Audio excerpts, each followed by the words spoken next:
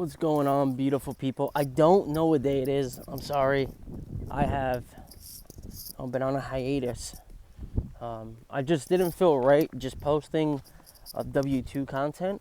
It is a business of sorts, but it doesn't feel that way at times. So I don't feel I like sharing sometimes, but then others, if it's just super redundant, I just want to give lay off of it. So I did start a direct mailer biz with postcards, and I'm just trying to put my spin on it in a local town. And to be honest, quite honestly, I just want to get it out. But I need to make the money. There's so much things coming up, and even with the IT thing, the IT services that I was doing for that person, I still haven't got. I got like around $1,000 from them. The guy still didn't pay me the $850, and you need it. It's always when you need it, and the person with the gold gets to make the rules. They get to determine how you play, how you beg. Yes, this is not the rules that I've made, but it just are the terms of the game. I heard a really cool quote, and it says, long story short, if there's a person in front of you that has a stick, and whether you tell them, if you tell me if this stick is invisible, visible, or act like it doesn't exist, I'm going to beat you with it. So you're playing a game that you're actually going to lose. And I know it sounds pretty extreme, but that's kind of how we play our lives. And my biggest premise, I guess, that I took away from that is, if those are the rules, you grab the stick and you snap it in half. You don't choose an option. And that just kind of led me down this little rabbit hole of thinking, like, how do I even fragment, or how do I position my thoughts? Who's thinking for me? Okay, I construct these thoughts, right? I'm this marvelous, bright person, but to be honest, it's really just a bunch of quotes, Zig Ziglar, Jim Rohn, a bunch of charismatic people that I just took a liking to. James Bond and 007, right? All these awesome movies, these adventurous romance movies, and you want to be the guy. But the truth is I'm truly just pieced together. But if you ask me where the thought came from, yeah, there are a few things that I could tell you straight up without interruption. Yeah, those are my principles, right? Because those are things that I've truly thought on, struggled with, and decided, right? Like, I'm not going to steal, because I've stolen before, as a kid, right? And even as an adult, as a teenager. And, sometimes you get something free and you give it back, it doesn't sit well with you. But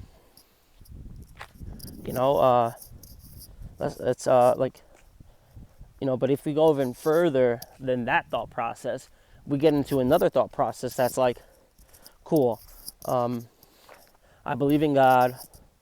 I believe in the Catholic Church, right? Like, really core stuff. I see the need for government, right? Like, we start getting into these kind of beliefs that kind of make us who we are. Like, I believe in things being fair. I believe in love. I believe in family. I believe in tradition. I've also been on the other side where I didn't really believe in tradition, right? So I've come full circle. But when it comes to my thoughts, and the whole premise of me bringing that up is, I couldn't tell you where I got the thought from. I can't tell you where the insight came from. I cannot with confidence and precision tell you that's because of this, this, and this. I can say maybe my life experience, but I can't even, if it wasn't in, if it wasn't from the time I remember, I'm just like, I'm winging it. So it goes and makes me start thinking about ways where I can make my own philosophy. And this kind of is that, it kind of teeters on that point where, what is it? Steve Jobs said, when you realize the world around you has been built by people that were no smarter than you. And that stuck with me, right? And it's not like, yeah, like, I hear you, Steve. My life sucks, though. I hear you, bud. Like, but I'm struggling here. I hear you, man. But, I'm making nothing. I just remember myself and these thoughts, but I guess a shaking almost happened. It's like, aside from being a good person, hardworking, and these things that deliberately made me likable, those were, I don't want to say a facade, but they are chances to appear deep. They're chances to build depth in your character. But, like, they were chances to get at something. A lifestyle, money, freedom. Sometimes just for the looks of it. The looks of being the person reading a book, right? And just being, like, honest enough to, like, mention that. But when we go down to, like, our thoughts, like, I truly want to understand, like I found something called trauma logic, or trauma system trauma logic. And it was this really interesting idea that says that we latch on to ideas in our childhood by our parents that make us cling to a trauma. Makes sense. And it makes us see the world in a way where you're always triggered. Instead of seeing it just as it is, you see it with a shade, and that shade just happens to piss you off all the time. You happen to see the worst in things, and that's just what it is. And I'm coming up with this nice concept that combines everything, that combines philosophy, theology, psychology, that combines cognitive strategic thinking, that combines I said theology, biblical principles, that combines cultural proverbs, that combines game theory, that combines cognitive, lateral thinking, meta thinking, divergent thinking, neural thinking, withered technologies like what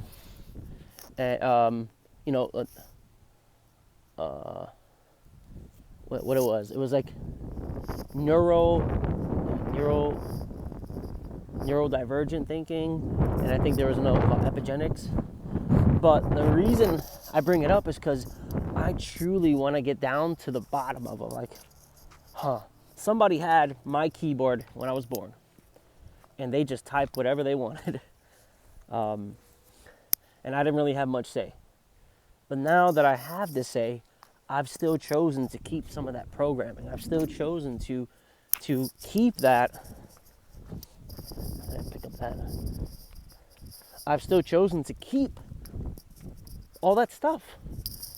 And that's where I sit here and I say, I see where I'm going wrong.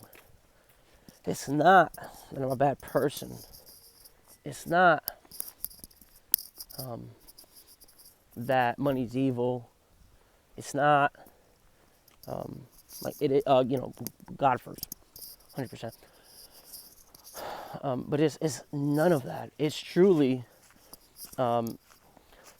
like trying to understand the thoughts. Like, man, I'm feeling really afraid right now.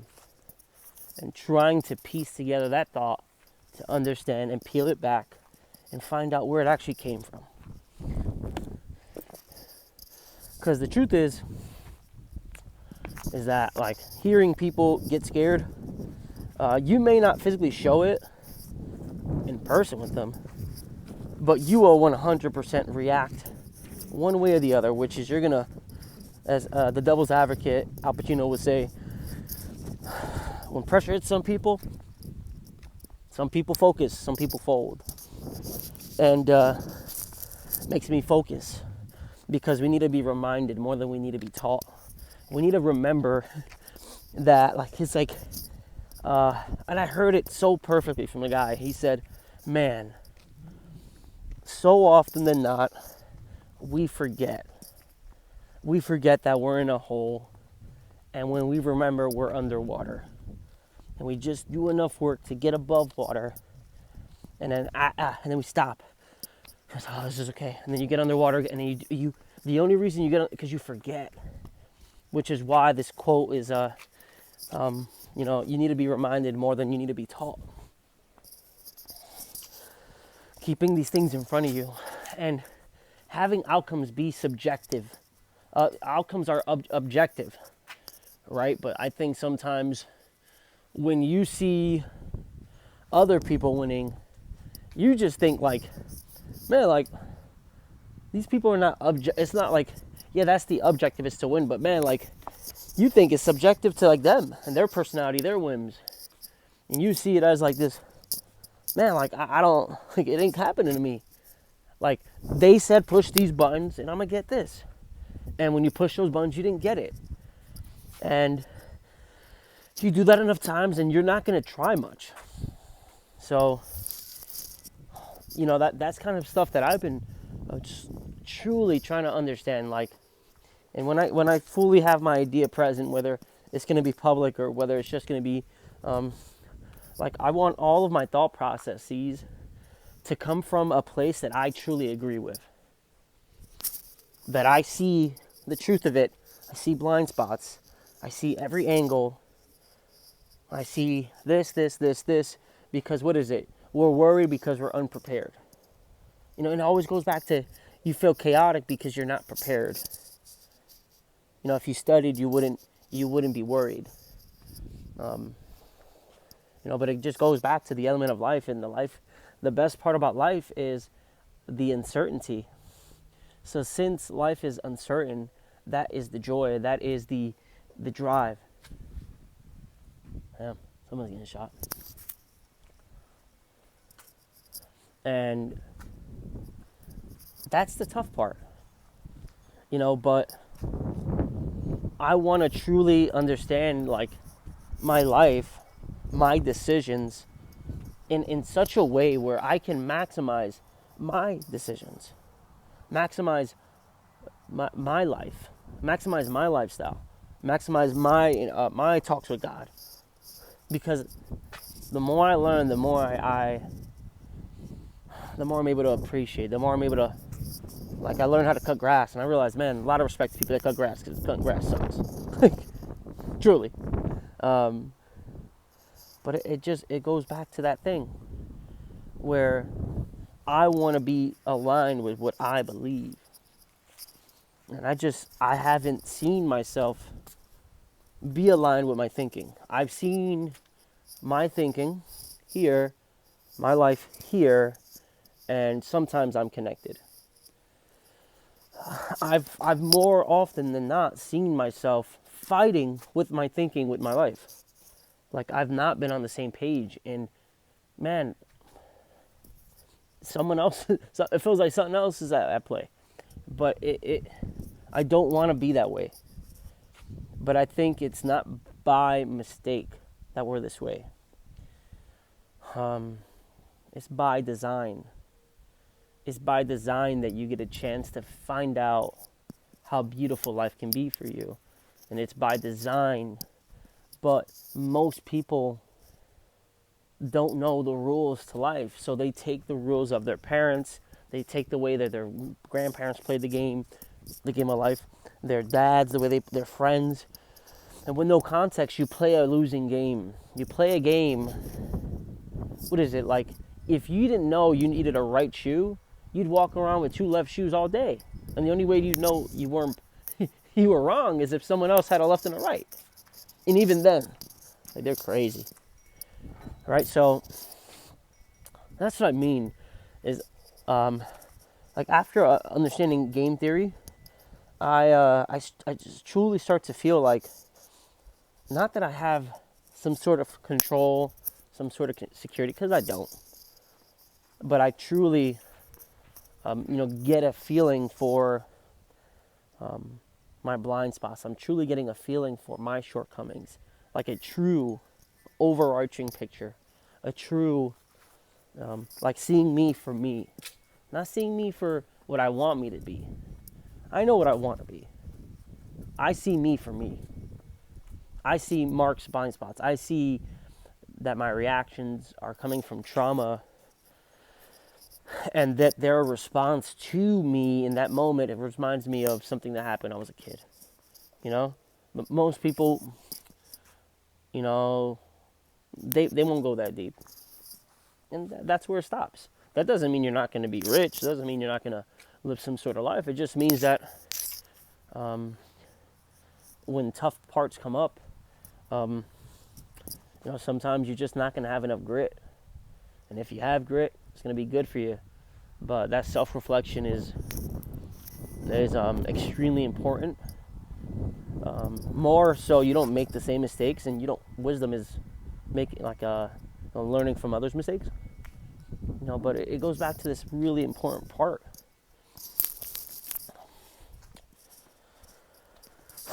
Is that you don't need to be a good person to live a good life. You don't need to be a bad person to live a bad life. It just depends on what game you're playing and what rules you're playing by. And I guess I'm just here to tell you, like, if you've been playing a losing game, like, stop playing and play a new game. Understand the rules of whatever game you're playing. And it ain't all, it ain't the earth is flat. Yeah, those are side tangents that you could go on and maybe be able to following around. I just think that just fills the time. I don't really think that brings real change to people that are troubled, real change to people that are searching for meaning. For me, that doesn't do it. But what is it? A beautiful quote. I'm gonna leave with this, and it's George Orwell, George Gladwell, Acres of Diamonds. And it's like our minds is the equivalent of acres of diamonds, and the richest person and the richest man in the world is buried in the graveyard. That's where all the dreams are buried. So, with that, hopefully you guys got some insight, and talk soon. Bye-bye.